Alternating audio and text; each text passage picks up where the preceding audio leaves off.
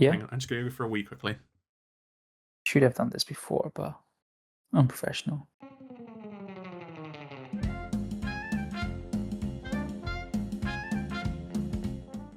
Welcome to the official Unofficial Sea of Thieves podcast, a podcast dedicated to Sea of Thieves and other rare games, but mainly Sea of Thieves. In this episode, we will be discussing some new confirmed content that will most likely happen in Season 9. We will have a big discussion about cheaters in Sea of Thieves and what Rare is and should be doing, but we will also talk about other Rare games like Battletoads and or reignited love for GoldenEye. But do you know what love never needs to be reignited? It's my love for my wonderful co-host. That's the cutest intro you've ever done, I have to say. Full of romance. I need to balance it a little bit for all the times I talk shit about you, so there you go. Fair enough. Hi guys, it's AShinyRay again, co-host, extraordinaire, Reaper fan. You know me by now. If you don't, welcome to the podcast. Hi.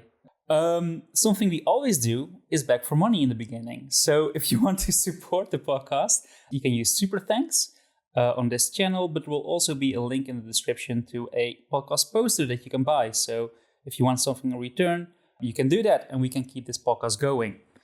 So let's start with the first topic of this podcast, and that's more content, everybody's favorite topic. There is some content that was confirmed in the podcast, but there's also some content that was confirmed outside of the podcast. So let's talk about that first. And I am talking about another tweet that was sent to Mike Chapman. And this is a tweet by Captain Dezen. He said, "I love the episode that you guys put out recently." And he is talking about the official Sea of Thieves podcast, the second best podcast out there. "I did have a question that me and several of my crews have asked ourselves. Will there ever be inter-crew dueling to practice the more intimate PvP in a more friendly setting, or has that been something locked into?" And Mike Chapman replied, "Very likely. It's been part of the plan for seasons previously, but removed in favor of other things." So how do you feel about this? Inter-crew PvP options, are we happy that it's coming? Sounds like they removed it for sitting, didn't they? It does seem like something that would fit right at home in the quality of life update, wouldn't it? Yeah, or Season 8 maybe, that would make sense. The PvP update. I'm all for it. It's been something that's been requested for maybe 4 or 5 years now, that dueling is a feature between you and your crewmates, but yeah, Rare just haven't gotten round to implementing it seems, which is kind of disappointing, but we move. Do you think it's because of hit reg? If you were to do it, like it put more emphasis on the fact that hit reg is not working? So yeah, that's a good point. If you could test hit reg with your teammates in a sort of closed environment and everyone had access to that rather than, spiking servers or having custom servers available, the average person would be able to see hit regs in a horrendous state. And there'd be lots of sort of uproar about it because you'd see so many tests about it. I know Genie's made a video on it, on how wonky it is. That was a couple years ago now. But imagine what we could do with that information now and that testing environment and just truly show how awful it is. Mm-hmm. Yeah. Do you think they're going to wait with it till hit reg is fixed, or do you think it will be part of Season 9? Yeah, I think they'll wait till hit reg is fixed. So in about 10 years or something like that. So it's not coming out. But would we want it? Yeah, of course. Why not? It's, even though there won't be any commendations or what have you, when you're waiting or sailing around, I can see our crew using it a lot just to pass the time. Yeah, that was also the reason why I really wanted it in year 1. Now I'm always having fun on the ship. I don't really get bored anymore from sailing. Maybe that's because there's always something happening. But, another option to have while sailing is always welcome. I agree. Now you just sit around or play music just to get your milestones done or fish. That's exactly what I'm talking about. It's content. I actually do like that, doing that to kill the time. But how would you see it? Like, I always pictured it as grabbing wooden weapons, like a wooden club or like a toy gun, and then, practice on each other. How do you see it? I'd see it as 2 pirates doing an emote, and that turns on friendly fire until one person dies. Oh, yeah. Yeah, that would work as well. And obviously you want to practice with the weapons you want to use, right? Yeah. So that does make sense. So that's more friendly from a PvP perspective. Maybe there's a timer as well. So if you forget to kill each other, say you get invaded or a ship pulls up, you can't friendly fire each other by mistake. Say it's a minute to kill each other or something. Yeah, so when the minute is still active and you're fighting other people, eventually it will disappear, so you don't need to worry about it anymore. Yeah, sounds great. I'm excited. I hope we see it soon. I reckon season 12. Just throwing out there. Wow. Are we going to place bets again? Yeah, I say I bet you that it won't be out in the next 2 seasons at least. I agree with that, actually. We'll see what happens. Because by the time season 11 comes around in November next year, or this year, it's going to be another quality of life update, isn't it? Let's face it. So that's your reasoning. Yeah, we'll see. That's a good deduction. Yeah. So let's go to some content that is confirmed for Season 9. And this is all from the podcast that they recently did. So Season 9 will expand the Captain's logbooks and include an event log of the places you've been and events you've done. And this was in response to a question asked by Devon, who has also been on this podcast before. So how do you feel about that, the expanding of the Captain's logbooks? Only 8 months to get their Captain's log what they should have been when they came out. Yay! Aye, it's true. And it's not even like fully fleshed out how I would want it. Like, again, the podcast we did with Devon, we go into this quite in depth of how the Captain's logbook can be expanded. And we want to see it expanded with lore as well. Shows the adventures you've done and explains a bit of the lore. And if you find journals, they will be added to that massive book. Do you think something like that will ever happen? Maybe. It really depends on how Rare want to keep players informed on the story. So if adventures become replayable, then that's not really an issue. Or they've mentioned before they wanted to add video on front end, didn't they? So maybe you'll just be able to watch all the trailers and then maybe a summary on the front end. Oh, when you started the game, you mean? Yeah, so maybe there's a video library you can look at the trailers, or you can see like a summary. Maybe they do a sort of every 6 months they do a summary, or maybe an arc or something, just so people joining can be caught up on the story in the game. Yep, that would be awesome. Or you could just watch my channel and do that. Yeah, that will work too. But yeah, we have an event log, and you can check the places in the Captain's logbook in Season 9. Small addition, but let's take it. Something else that's also coming in Season 9 is more options for solo slooping. They're going to make solo sloop play a bit more valid. They're probably doing this by balancing and adding more content that's accessible to just a solo player. And they were pretty vague about it, but what do you think they meant by this? So the last time we saw solo play more viable was a buff to the ship itself. And for better or worse, it sort of bled into sloop as a whole in the fact that solo slooping one-on-one fights is really long and drawn out because the marsh changes. But it seems better balanced for duo slooping. So could be something to do with the ship. They've already tweaked the respawn times a few times now, haven't they? I think it's twice or 3 times they've changed it. So I don't think it's anything to do with that. I don't know what they're going to do because the PvE in this game is not easy. It's not hard, is it? It's at most tedious. Would you agree? Well, no, not for a new player, I would say. I don't know. When you compare it to other games that are pure PvE, the PvE is ridiculously simple. With the AI as well, the AI is very, for lack of a better word, stupid. Compared to a lot of other PvE games, and the ever-present threat is always PvP. That's the hard mode. And I think the difficulty in this game is always just bullet sponging and just a test of endurance. So you remember that time you guys were doing something and I shot off to the Fort of Fortune and almost completed it by myself?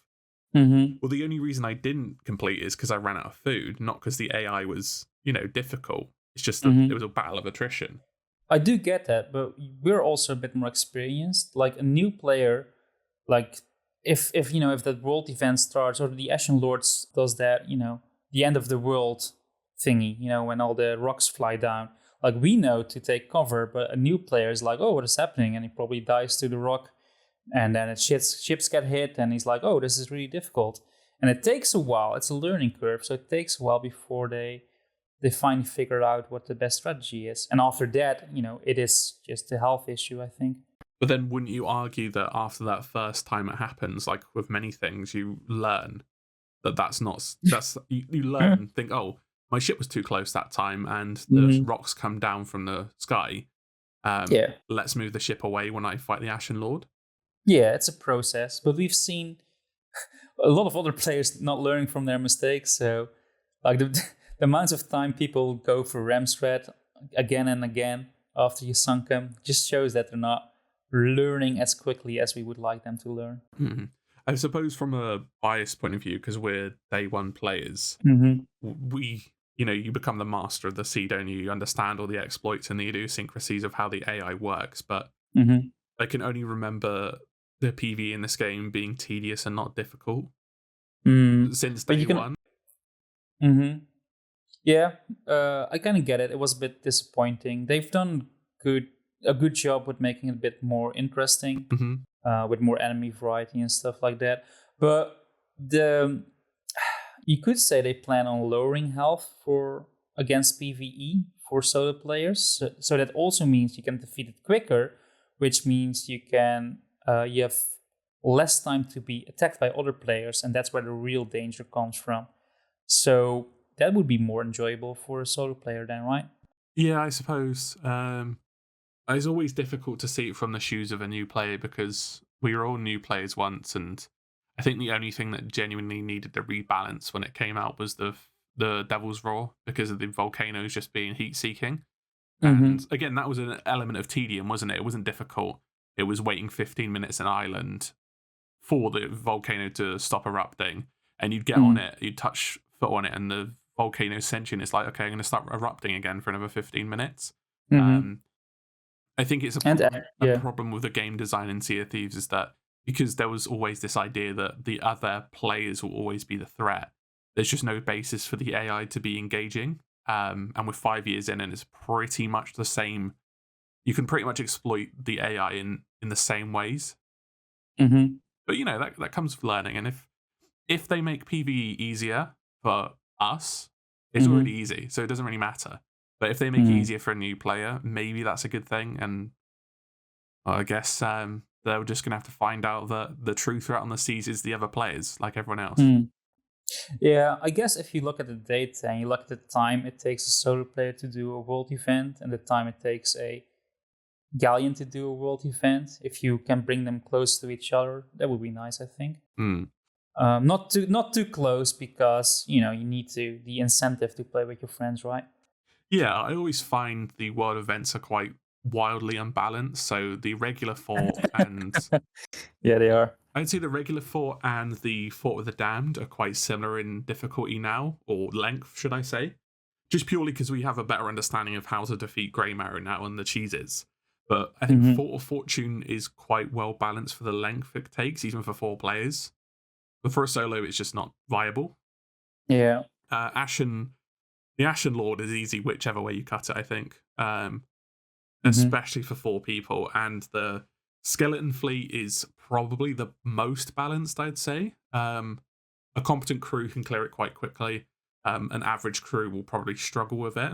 I think this is the biggest skill check, the Skeleton Fleets. They're a lot easier than they used to be, though, since they introduced the sloops. I think that's a good point. Like the fleet is definitely based on skill the most. I liked when we had Flameheart, where the waves themselves were okay as long as you knew what you were doing, like not getting caught in between the island and the ships.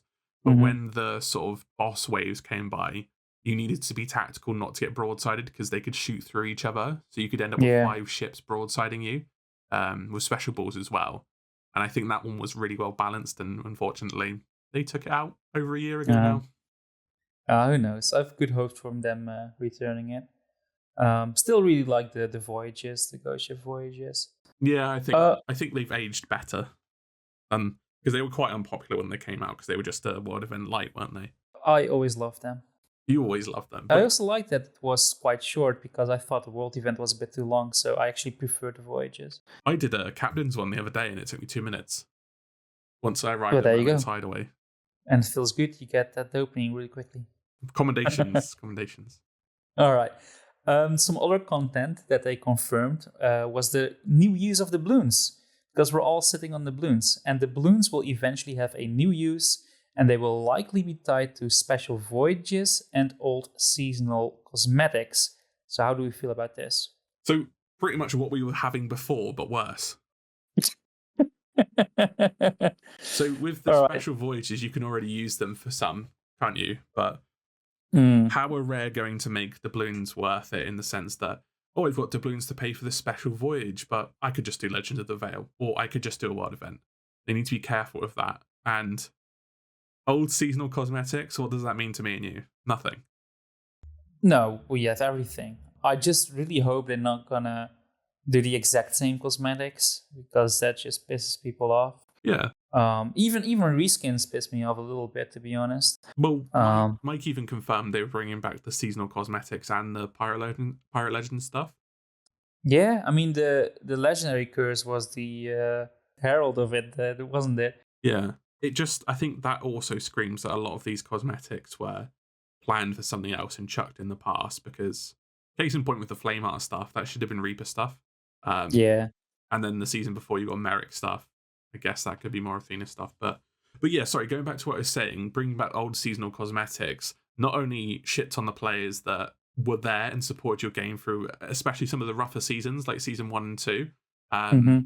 And now I'm being penalized for being loyal, because when you bring in these seasonal cosmetics back to pay with doubloons, I still can't use my doubloons.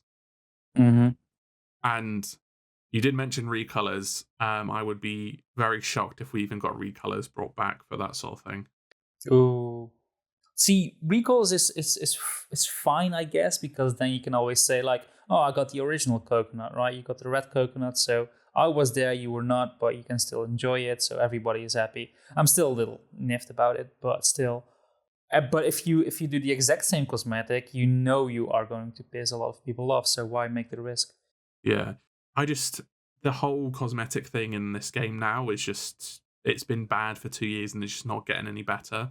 With Season 8, it was a bit better, but, with the Skeleton Curse, that's created a whole nother kettle of worms.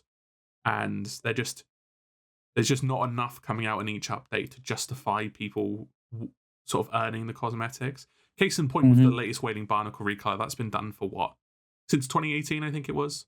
Yeah, that's when the original Wailing Barnacle came out. And instead of releasing the content with a different commendation, they just tied it to the same one as the Silent Barnacle. So if you've done that already, you just get it straight away. There's no incentive. Yeah. You could tie it to Season 4 content, because that sort of fits the theme, and no one uses Season 4 unless you're a new player. So why not tie it to a commendation like that, or bring back a new one? And then, case in point with the latest one, it's the More Majestic Sovereign. How old is that? How long has that just been sitting there gathering dust just to be released when there's a bit of a dry spell? Yeah, you're right. And I also 2 years since our last completely brand new set. 2 years. Damn. And sets don't even get completed anymore. It's just. Well, yeah, exactly. So what do we have on the horizon? Emissary rewards. 4 months waiting for each of those. 4 months for a set that's going to take years and years to complete, and that's a new set. I don't really care about that. I think it's good. It's fine. You have something to come back to, and because of the wait, it's easier for other people to catch up with them. God, if with 3 seasons in a row, or 2 seasons, 3 seasons in a row that are over 4 months long, I should expect everyone's caught up by now. I expect that. And not to mention, next month is March. They won't reset till the end of April.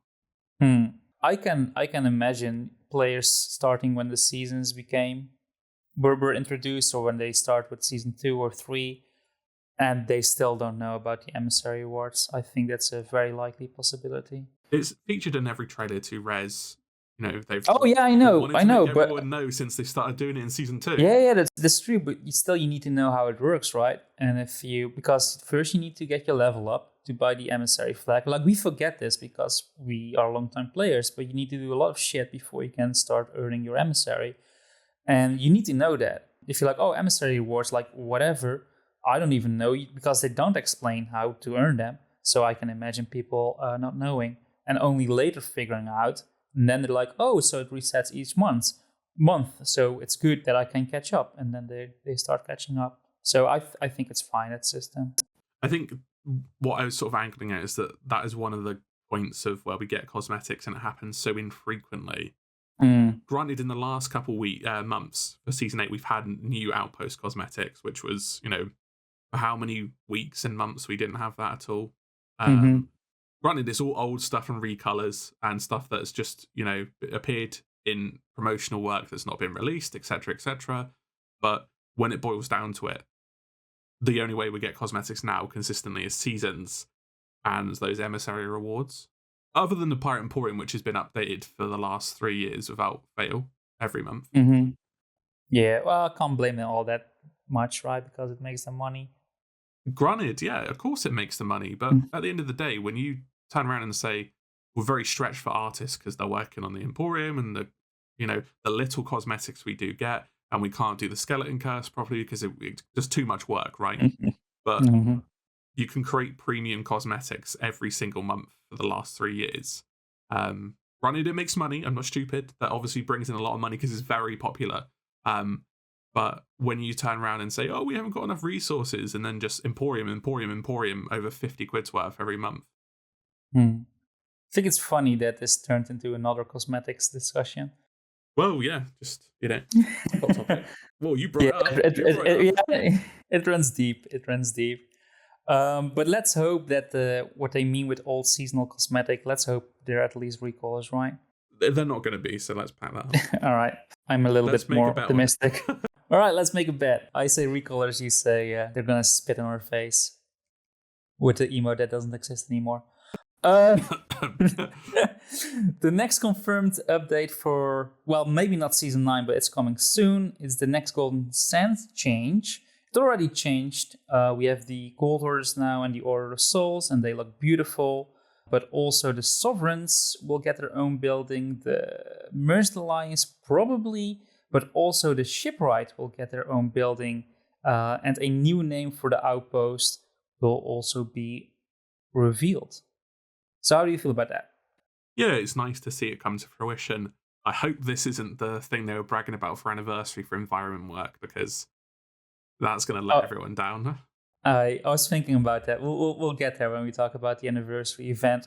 But do you think there's only one more change to Golden Sands and that's the port, it's finished? Or do we get more updates? For now, I think if any other changes are going to happen, that's going to happen in quite a long time. And I think there would be another decision about that sort of thing or new content added there.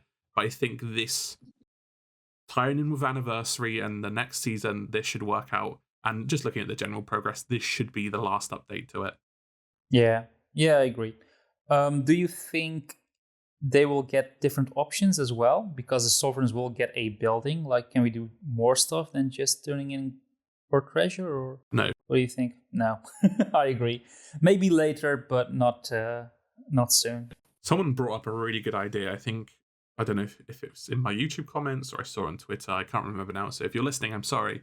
But it would be really cool to, I don't know, store gold in the bank or other things or treasure just to give it a function. I don't really know how that would work from a gameplay perspective, but I think there's definitely scope to not just the gold holders, but work out new functions for each of the trading companies there and the Sovereigns, like you say. Yeah, will be cool. So let's go to a topic you wanted to discuss, and you wanted to talk a little bit about Flameheart. Because they talked a little bit about this in the podcast. According to Mike Chapman, Flameheart is just back in a skeleton form. The world will change around the choice we made, and that impact will be bigger than the impact compared to New Golden Sands. What it is, we don't know. We just need to wait. Is this what you wanted to discuss? Essentially, yeah. You've nailed some of the points there, but I sort of just to expand on it. He says that he's back in his physical form. And I did tweet him and ask him saying, is he in the coffin or is he out there making a Reaper roadmap, essentially? And Mike's really good on Twitter. He usually will respond if he's got a bit of Sea of Tease or he can outright say. And he didn't respond, not yet anyway. Because Could be because he doesn't like me or he hates me, but no.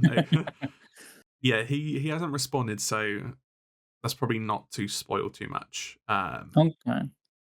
But what do we think? I'm in two minds here because he says he's back in his skeletal form, right? That would Hmm. imply he's up and walking around. Yes. So when you do the ritual of the flame, why is the shadow coming out the coffin? Well, I think that's still because of the seasonal being planned before the choice. True. Yeah, it's just a bit sloppy, isn't it? I know delays happen, Hmm. but you can't turn around and say a character's up and about and he's still in his coffin. Yeah, it's a bit weird. I give you that. Do you think that animation will change then?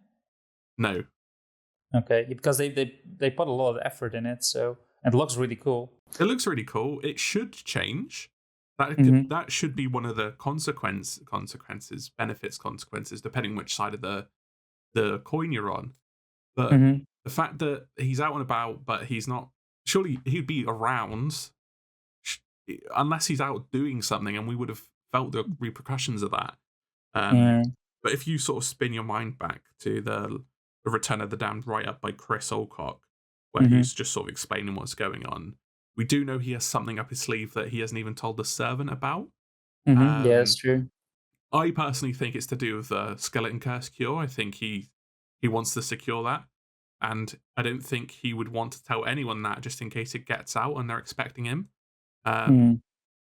yeah, my mind's still on that monster behind the portal on the E3 2016 trailer, but we'll see when that comes to fruition. Yeah, I really don't think it's Flameheart. The more I think about it, the less likely I think that. Because he's a skeleton. We saw him in the reveal trailer, which I do think is canon. Maybe he's just shy. Whenever he hears people coming down, Hmm. he just goes in his coffin. He's just a shy person. He's the kind of character that would do something himself if it meant a lot to him, and he couldn't trust anyone else to do it. Hmm. Um, but the world change. Surely it's got Yeah, to be a Reaper's hideout change. yeah. I thought they were gonna build something on the other island where the grave is. Yeah, So that's how I imagined it. Like they're just gonna expand the Reaper hideout. Yeah. yeah, and I think he's not going to be happy with a fortress that's just wood and just wood, isn't it? It's made of shipwrecks. Mhm. Even though that's thematic based on the book, isn't it? Oh, here I have a theory. This is a good one actually, because in the book he has a big fort in the middle of the map, which turned into the Sea Dogs Tavern. Hmm. Well, maybe he's gonna change it in his fort again. That makes sense. That would be really cool. I would love to see him remake the fort in the wilds, which were just sunken ships.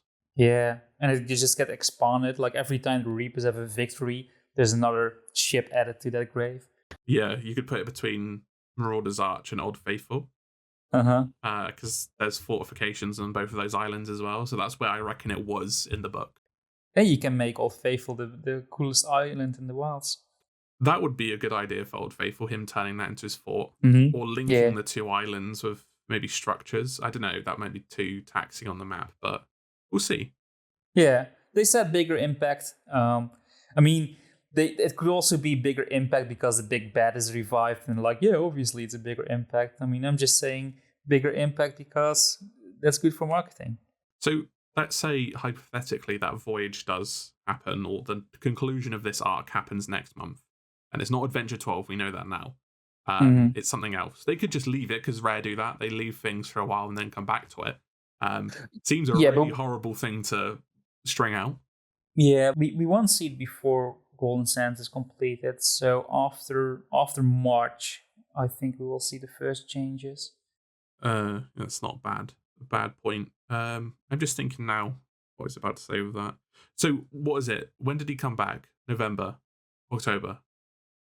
It was November, Uh, wasn't it? yeah, November. November. Yeah. So next month will be 5 months roughly. Yeah, it's about 5 months it marks. God, 5 months ago. Jeez. We talked about it. Do you think it's a gradual change, well, whatever it's going to be, or just instant? Well, they said there would be less teasers and they want to do something big with him, Okay. which makes sense because Mm-hmm. he's a larger than life character. So 5 months is roughly enough time to to maybe make some changes. Yeah. That was roughly how long we had to wait for Golden Sands.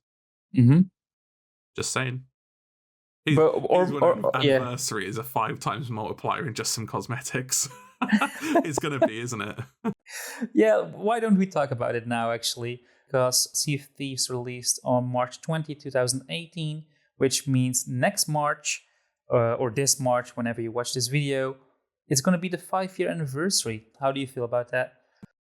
Old. I feel old. Do you remember the launch day? Did you have like a little...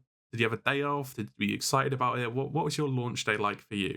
Oh, that's a good one, because I was hoping that Rare would get back on the map, because I've been a Rare fan for so long, but they were kind of struggling after they bought by Microsoft. They had some good games like Vivid Miata, and I saw the Pirate game and was like, oh yes, Rare is back on track.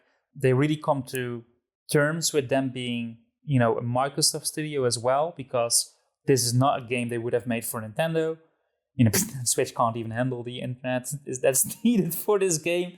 So it's a very, very Microsoft/Rare product, but it works. And I was amazed by the graphics, I think, mostly, and the entire concept. And still, after 5 years, there's not a single game that comes close to what Sea of Thieves is offering.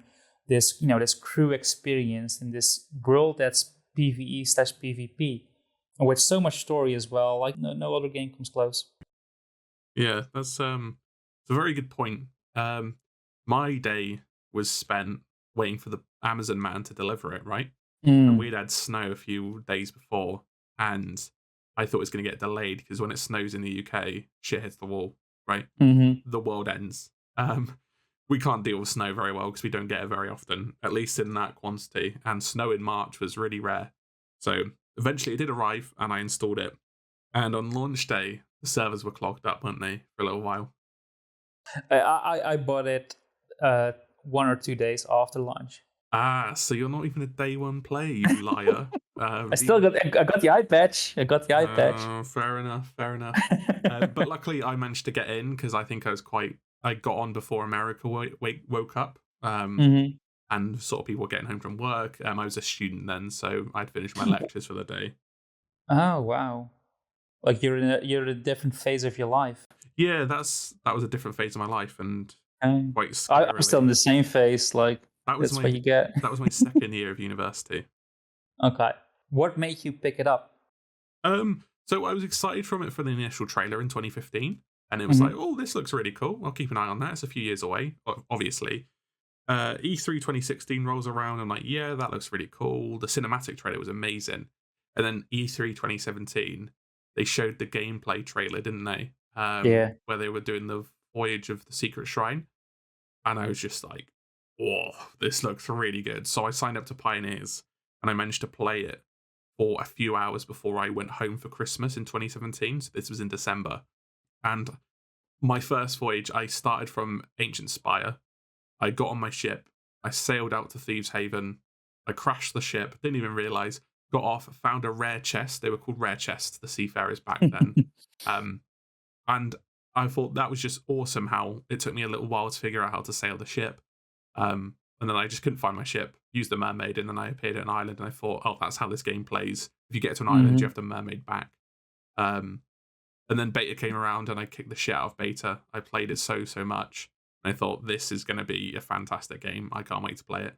And then 5 years later, I've made a YouTube channel on it. I've met loads of people through it. And I still play it religiously, which is incredible, actually. That's never, ever happened for any other game for me. Yeah, same, like 5 years. I still don't know how or why, because I can't play games for longer than a year or two. I just get bored. I'm just done eventually, but not Sea of Thieves. And I don't know if it's the updates or if the core concept is just that great. I think it's very varied. Like you can relax, or you can be, you can have a high stakes, high rewards evening, or you can just fish. So whatever mood you are in, you can play Sea of Thieves. Yeah. I think, just quickly before we move on to the next point about this, I was taking gameplay shots yesterday, and I thought, this game is just gorgeous, and it's 5 years old. Every time, the Shores of Plenty just blows you away. The sun sets, the sun rises, the water, the foliage, the NPCs, the whole vibe of the game, the ambient music Aye. is just, it's second to none. It's premium, and they, every single time we get a new release, that is something that's always hitting out of the park. The atmosphere and the presentation of the game. Aye. All right, let's complain about Sea of Thieves again. Yeah, fuck Sea of Thieves. But let's go to something that is a bit more interesting to our listeners, because they have stuff planned for the anniversary event. They said a lot, both in-game and out of the game. They also said a little bit later in the podcast that they also have something planned that is never done before in video game history, but it's a little bit dorky, and it is something the environmental team has been working on. So what could this be? Are we sure that it's the environment team is working on that dorky thing? Because I think that's a separate thing. Do you want me to fact check that? Yeah, quickly.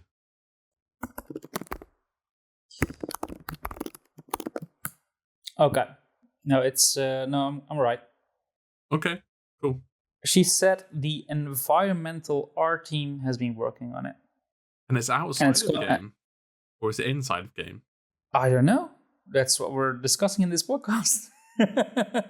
So that's the only thing we know. Like, she's excited for it. It's going to happen around anniversary or during anniversary. We don't know.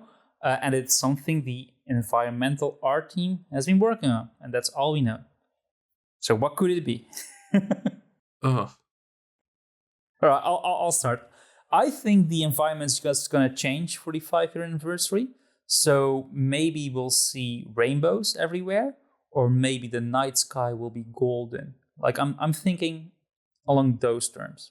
You think it's going to be a temporary change? Yes. I have no idea. Maybe they're going to replace the sun with a 5 or the Sea of Thieves logo. Yeah, well, I wouldn't like that, but who knows? But either way, Christina was very excited about it, and like I said before, like, it's something that's never been done before, and it can be just marketing talk. Like, making the sky golden is also never done before. But she seems pretty excited. She can't contain herself. We've got less than 4 weeks to wait anyway, so I'm pretty excited. I hope it's something big. Not every anniversary has been as great as the first couple anniversaries. Like the year 1 anniversary was still the best one, wasn't it? And even then, that came out on the 30th of April, so we've never had a big anniversary ever. That's true. Aye. So, but what do you keep think? Your expectations in check, folks. Aye. Well, I know. I like to think big with this. Something I want is getting more cosmetics from the Golden Legendary set that was given in the first year. Like, that set is still very far from complete, and it is a recolor, so hey, shouldn't be that hard to make. You'd think, wouldn't you? Aye. But aren't you excited for that? Like, do you want the Golden Legendary set to return, or do you want something else? It's going to be Golden Legend. No, it's not going to be Golden Legendary. It's going to be Golden Sailor. I reckon it's going to be Golden Sailor, a day 5 million patch, whatever, how many days we're in. And some sales. Yeah. I think it's going to be 3 items. Okay. That could be pretty accurate, actually, yeah. This is the sort of magnitude we're thinking of, because we've never had a big anniversary before. 5 Aye. years, you'd think, oh, we're going to have something massive. Mm-hmm. You would think. And you don't think they're going to release next season as part of the anniversary update? Well, yeah, it's going to happen, the clock says the 16th of March, doesn't it? Okay, so they can disguise that season as the anniversary update. Yeah, and, That's why it's delayed, because they have nothing for the anniversary event. Probably, yeah. If the quality of life update is anything like Season 5, then we're not in the best shape. If it's like Anniversary, then we're in a great shape. It's not happening. No. I just don't think we should get our hopes up, is all. Okay, fair enough. Because it just leads to disappointment. It's best to be pleasantly surprised. Okay, well, I know. I agree with that for the most part. I just got infected by the enthusiasm of Christina, so there you go. Now you know who to direct the anger to if it's not very good. No, guys, don't do that. That's a joke. She's going for Mike's job. Yeah, Mike's spin and hype. Sea of Thieves. Anything else we want to say about the anniversary event? No. I just want to see what happens, really. Aye. Watch this space. All right, so let's go to the next topic, which is really interesting because it's actually, we're going to talk about the Nintendo Direct of February. And people might be thinking, huh? Nintendo Direct, what has that to do with Rare? Well, well, there was this game announced, and it's called Disney Illusion Island, which is made by Delilah Studios. And Delilah Studios was also responsible for the Battletoads game. And Battletoads is a IP of Rare, and that's the Rare connection. So when I saw the trailer for Disney Illusion Island, I immediately thought, this looks a lot like Battletoads. With just a few changes, this could be the season 2 of Battletoads. Did you feel similar when you watched it? No, not really. I didn't even figure it out. I watched that direct as well. Yeah, I thought it looked more like Cuphead. Okay. Oh, I strongly disagree. It's very reminiscent of the style of Battletoads, especially when they're in the water. I think it's in the water, and there's this big thing that's spinning. I was like, yeah, that can be a Battletoads level, 100%. And at the end of the trailer, it showed the logo of the Lala, and I was like, oh yeah, of course, it makes sense. It's probably the same artist because it looks so similar. But what does this mean for the Battletoads franchise? Does this mean the Lala moved on? Does this mean that they originally had art for Battletoads and now that art is being used for Disney Illusion Island? Or does this mean they finished this Disney project so they can work on Battletoads again? So what do you think? I get the general vibe that the last Battletoads game just underperformed. There wasn't a general buzz about it. It had negative sort of, not feedback, but buzz because of how they changed the style and I guess the crudeness was dialed back, wasn't it? And people were like, oh, or the violence as well. Yeah. Like, this isn't Battletoads, this is nothing like it. And it turned out to be a really good game. I really enjoyed it. But yeah, is Microsoft going to greenlight a sequel or a season 2 when the first one underperformed? No. Probably not, no. No, I'm also very pessimistic about a sequel, which is a shame because I really enjoyed it. I played the other Battletoads as well, and at first I was also disappointed with the style and with the humor, and then I played it and it was like, oh, it's actually pretty faithful to the Battletoads series after all. And then they teased the second season inside the game, and I hate it when companies do that and don't deliver on it. So, is there any hope for the Battletoads franchise at this moment? Not at this moment, no. No, not really. What do you think will happen? Like, will we see another reboot because this was a soft reboot? Or do you think the Lala will eventually pick it up? It'd be interesting to see a soft reboot of the gameplay. Could Battletoads potentially transition to a 3D game? Maybe. Oh, interesting. Yeah. I think maybe that this sounds really bad, but in a world of games where there's loads of 2D sort of side-scrolling / sort of indie games, I think transitioning the franchise into a 3D world, so like a 3D beat-em-up platformer, whatever you want to sort of bring it into, I think that would be a smarter decision than trying to do Battletoads again for the 5th time. And that's not an issue of Battletoads because it's quite an old game. It's just that the gaming scene has changed. And I think they should probably go lean into the sort of violence and crude humor, that aspect of it, because I think that's what the fans want. Yeah, I think if you made it in a 90s cartoon style instead of a 2020s cartoon style it's going for now with the latest reboot. Yeah. And make it very violent, kind of like Biker Mice from Mars, but, with blood and gore and titties. I think that would be a great direction for the franchise, yeah. Don't forget the titties. Don't forget the titties. You can see the nibbles in the coin-op game. Just saying. Just Googling that now. That's my rare fact of the day. You can see the nipples of the Dark Queen. But yeah, I think it's going to be a while before we see more Battletoads. I think it's going to be dead for a while before they think of breathing new life into it. And I think our hopes should be directed at the Perfect Dark game instead. Which, for people that don't know, I think it's called The Initiative, is working on a new Perfect Dark game. It's going to be the first quadruple A game ever. But What a load of bollocks. I know it's marketing talk. It's marketing talk. But if you like rare franchises, this other studio is taking care of it, and hopefully it will be good. We'll probably talk about it when it gets released Next year. Are you the optimistic one suddenly? With game releases, no. So let's go to the next topic. It's gonna be maybe it's a fast discussion, maybe it turns into a big discussion. But let's talk about cheaters, and we don't really like talking about it, but we kind of have to because it has become more of a problem with season 8. Normally, you don't really encounter cheaters all that much in the game. Every once in a while, and it doesn't really ruin your experience. But with this big PvP update, people, just don't want to be embarrassed about their skill level, I guess, so they cheat. And we encounter a lot of cheaters during Season 8. At least I say from my experience, I've encountered a lot. But have you encountered a lot? Yes, Community Day was pretty shit because of that, to be honest with you. And very obvious cheating. One guy managed to shoot me from the ladder when I was at the anchor on a brig. Managed to shoot me perfectly.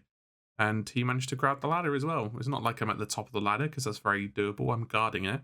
Did it from the top of the ladder to the anchor. Yeah. Yeah, they were just... they're cheating when they have shit naval, but they always board and they hit 100% of their shots. Yeah, and the ones that don't hit a hit reg because you can see them hit regging you, and that happened on 3 crews out of maybe 6 people I fought. Because I wrapped my tits in with Community Day. It pissed me off so much that I barely did anything. Yeah, we played together, and 50% of the encounters were cheaters we had. It was a bit better when I played with other people later. Well, you saw that brig crew we fought near Sanctuary, how they were one of the shittest naval crews we'd ever fought, but somehow they hit every single one of their shots. It turns in these really boring battles where you damage their ship and they don't have the cheats to repair it, only the aim cheats.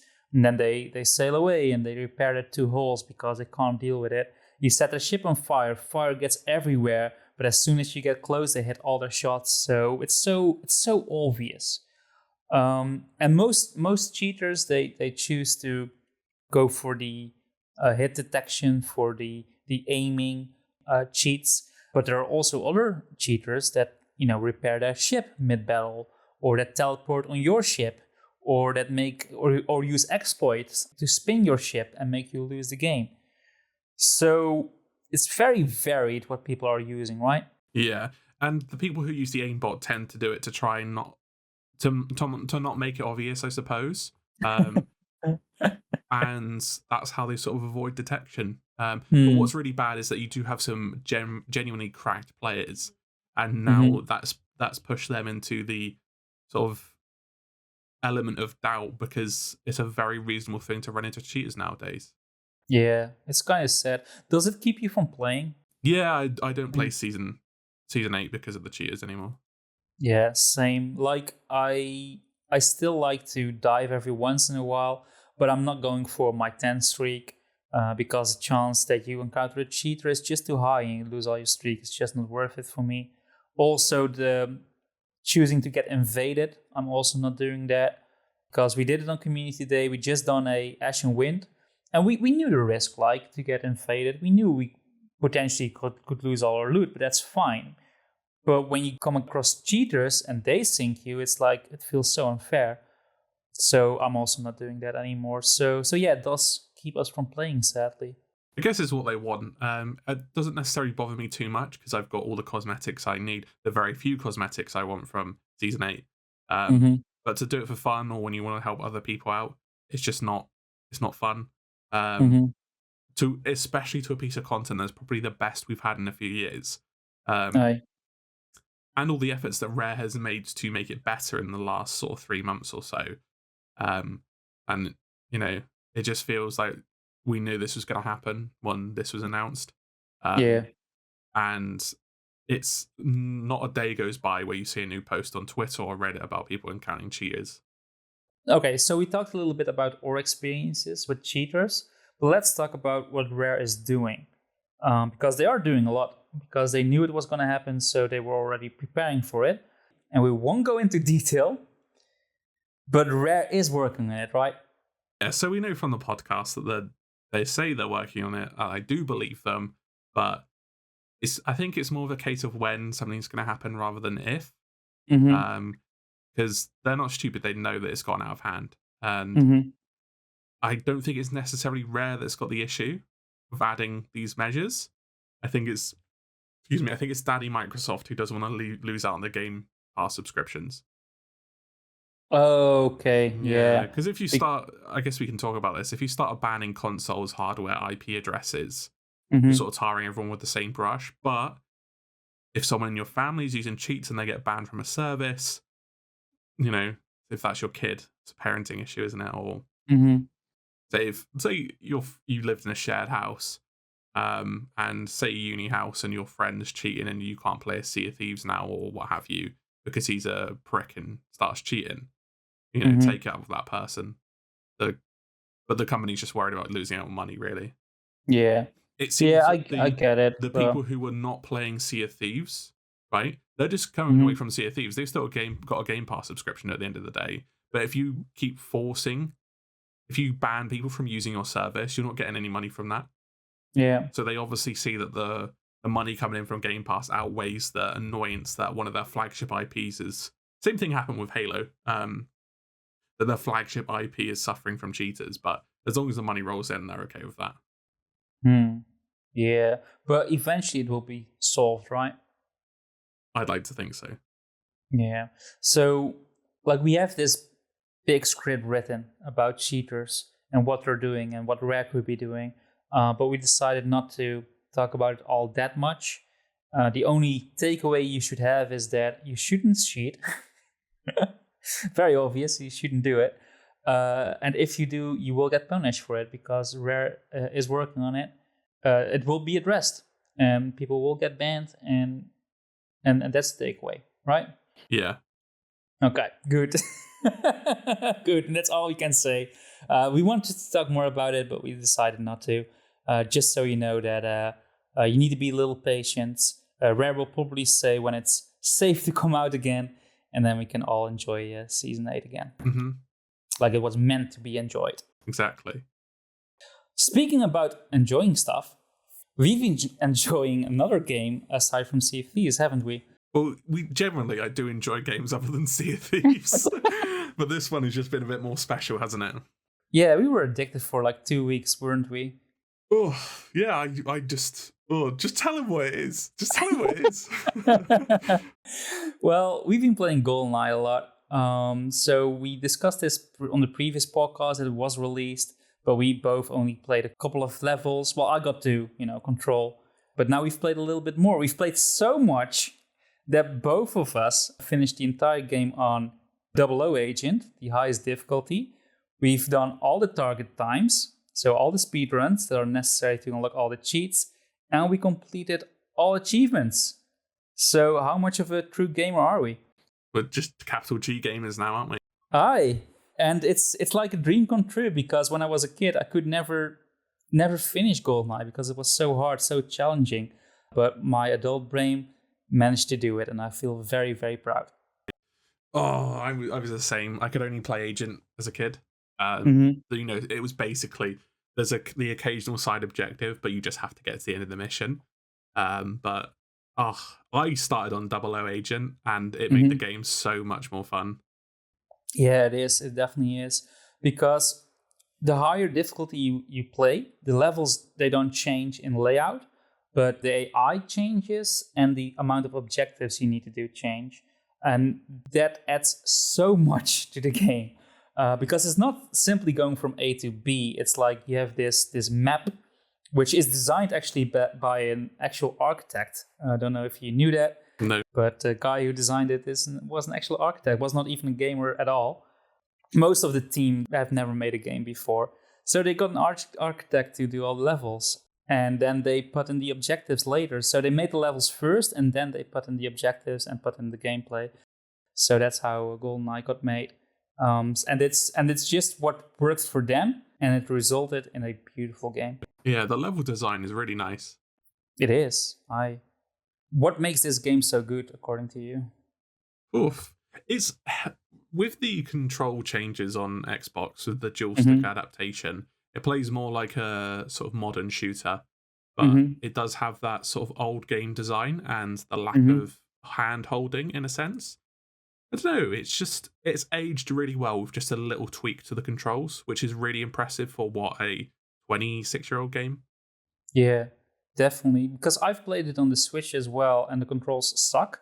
And you can switch it to a different scheme, and it's very convoluted, really not user-friendly at all. But you can make it into more of a modern control scheme, but then still it doesn't work as well as on Game Pass, because the crosshair, it always drifts to the middle again on the Switch. And that was in the original game, and it's so annoying.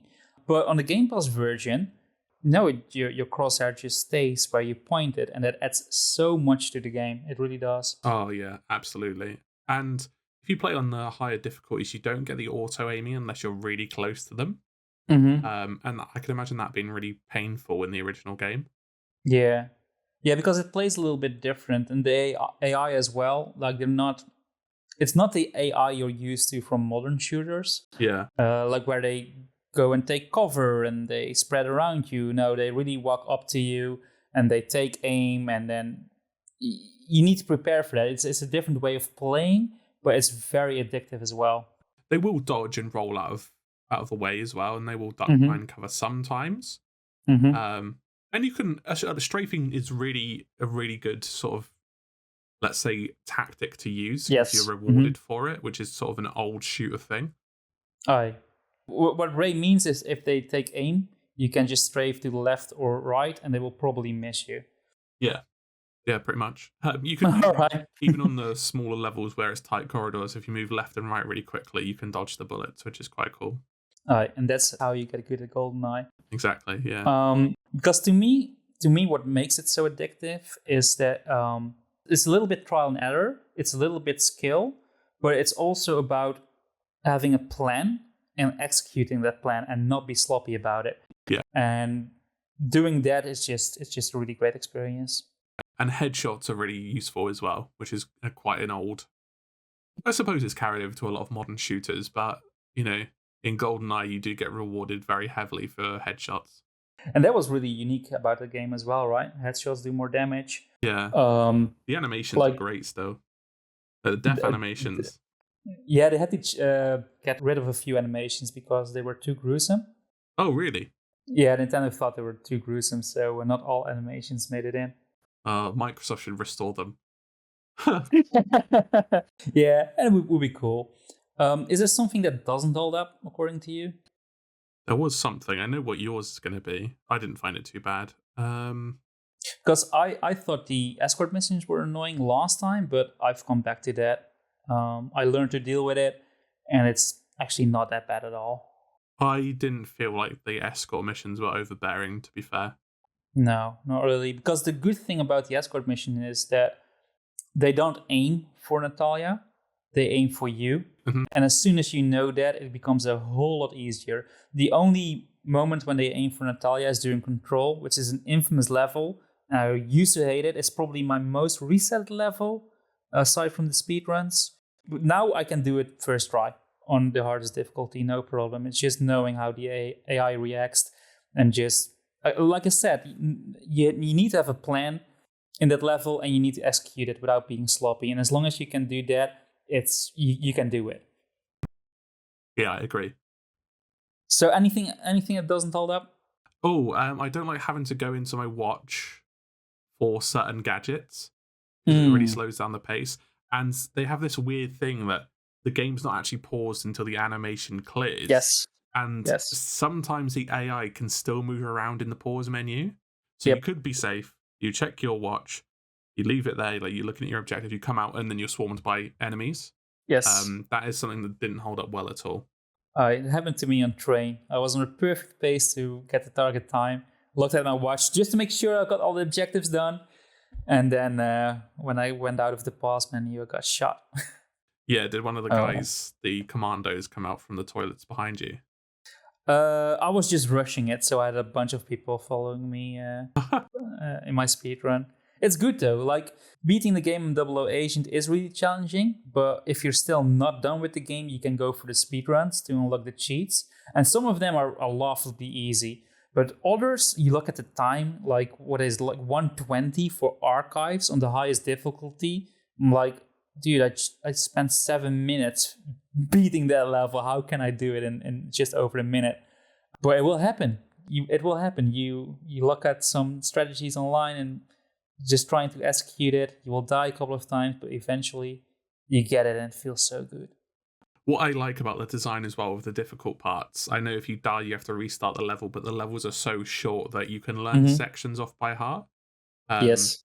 And that was something was very familiar for me because when I used to play Halo on legendary difficulty, I don't think it really applies so much to the new game because a lot of it's open world. But the older ones, the sort of, and Gears of War as well, there's a lot of aspects where there's set pieces and you get to learn where every enemy spawns and which enemies rush you and which enemies to take out first, what weapons you've got available to. So it's not the necessarily like you getting lucky. You can learn the level layout and the sort of encounters, and you can plan accordingly. And if you die, you learn from your mistakes. And I think that's something that was really familiar for me playing on Double O Agent, and it's really fun as well. Indeed. And it makes you feel like James Bond. Exactly. And I think a really good example of that is the second to last level, Aztec, where you have to sort of do a perfect run and get to the last sort of boss fight with full health just to take advantage of it. Yeah. Yeah, that's a nasty level, Aztec. Yeah. I really liked it. It was great. Same. And that's the thing. We talked about this on Discord as well. It's the levels that took us the most tries to finish usually ended up being our favorite levels, right? Yeah, I agree. Yeah.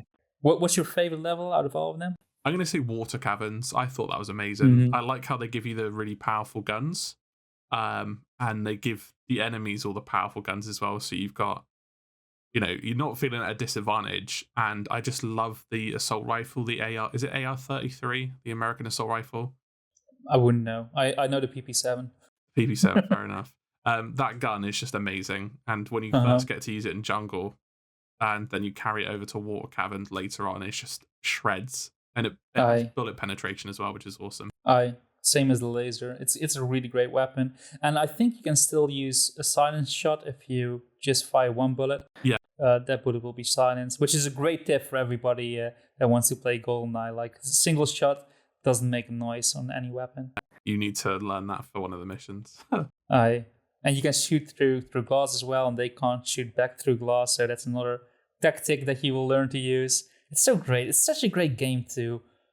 And this shows how revolutionary it was back then, because no other game was doing that at the time. Another tactic I like is that if there's an enemy behind a locked door, you can make a racket and they'll open the door for you. Oh yeah, that's true. Yeah, I've done my speedrun for Facility that way. Just shoot at the ground, so they open the door for you. It saves like 2 seconds, but you need those 2 seconds. You really need it. You really need it if you want to get the target time. That is the hardest achievement in the game, I think. It is. And I managed to do it in 1:37, and I'm really fucking proud of myself. For anyone who doesn't know, the speed run on Facility, which is the second mission in the game, you have to do it on the hardest difficulty, so it's already quite difficult. But there's an element of RNG in it that the other missions don't have. Oh, yeah. You have to meet up with an NPC, and if he's not in a specific location, I think it's 1 in 5 or 1 in 6 different locations he could be in. If he's not in 2 out of 6 of them, the run's just dead straight away. And you don't really find out until towards the end. So if you fuck it up or you get trapped somewhere, you have to restart a lot. That's also a fun fact, by the way. That NPC, I think his name is Dr. Doak. Which is the real name of one of the developers, and that's also his face. And again, Nintendo, I don't think it was Nintendo, I think Rare wanted it removed, and they removed it out of a build of the game, but then when the build was being made for release, they added it back in and nobody noticed, so they got away with that. Chads. Yeah, I mean, they were so ballsy back then in the 90s, Rare. Now we can't have the spit emote because people will use it on their enemies, which we did, to be fair to them. That's true. The only thing that I'm a little bit disappointed about, but it's actually a good thing, like I made a top 10 favorite rare games, and GoldenEye is not in the top 10, but it is now. So maybe I'll do a revision of that list. Sort your life out. GoldenEye is a top tier game. It's a 10 out of 10 for me. Yeah, same for me. 10 out of 10, no question about it. I'm just so sad that we unlocked everything now. Oh, no online multiplayer, because we would be rinsing that now. We would be playing it. Maybe, like, I played it a little bit solo just to, to remember the good old days. But I don't think I will enjoy the multiplayer now, to be honest. I think online it would be a blast, just as a sort of casual game for us to play. Yeah, maybe. I would love to try it out, if they ever do it.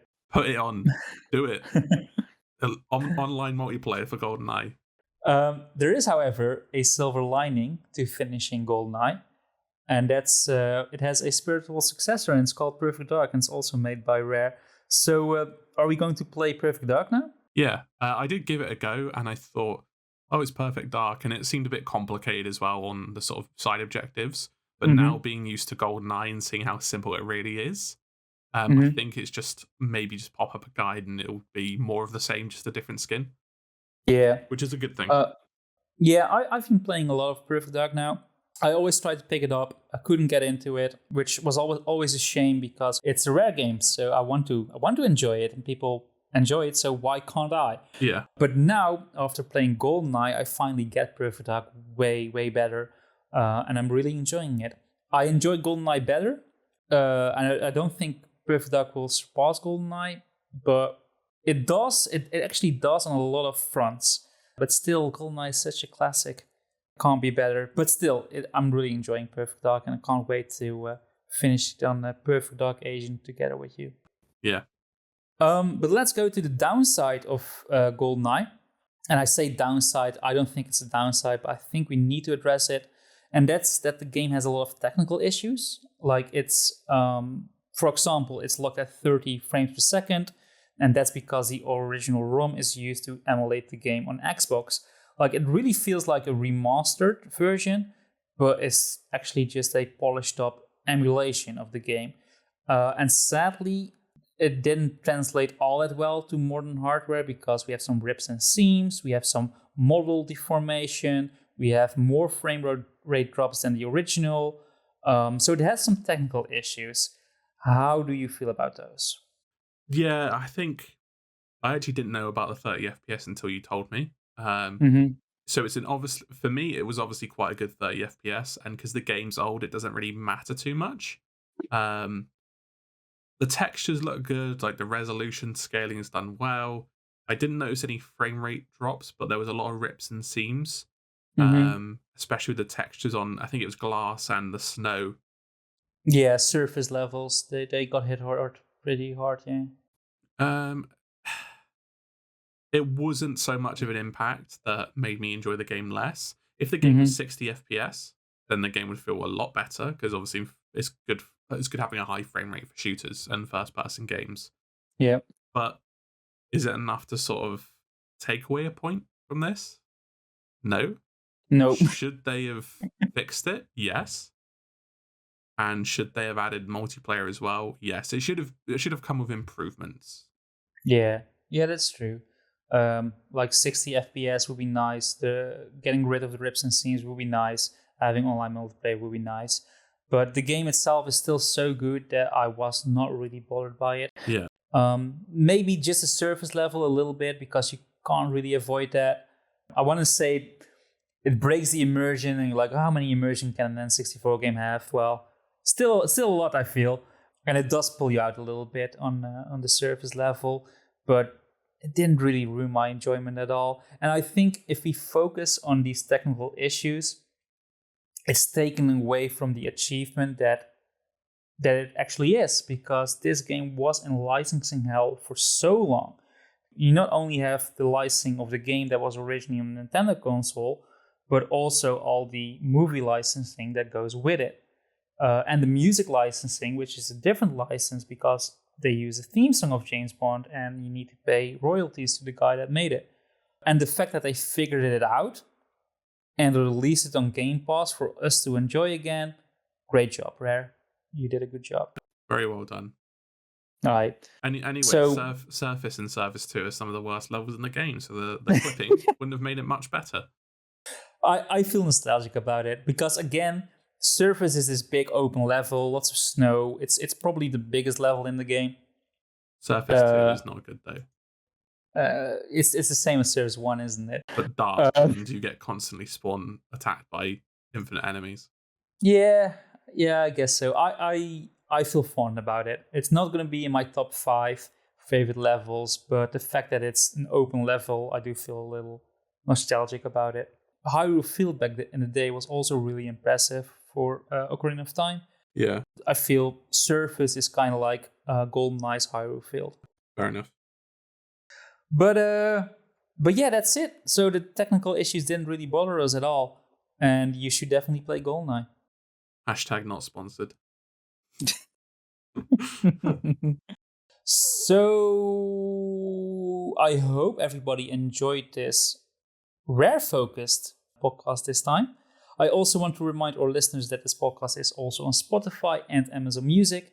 So if that's more convenient to you, you can listen to us there. Keep in mind that new episodes premiere on YouTube first and will be on Spotify and Amazon a few days later. And you can also follow us on Twitter at BestCOT Podcast. Link to that will also be in the description.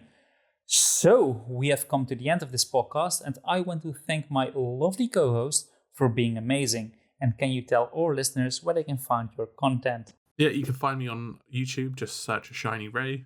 You should be able to find my content there. And you can find me on Twitter at AShinyRayquaza. That's great. Definitely check them out. If you haven't already, you probably have. You should. And you can find me on Captain Blubber on YouTube, but also Captain Blubber on Goodreads. So make sure you give this podcast a thumbs up. That's always appreciated. And please leave a comment and share your thoughts. We do read all of them.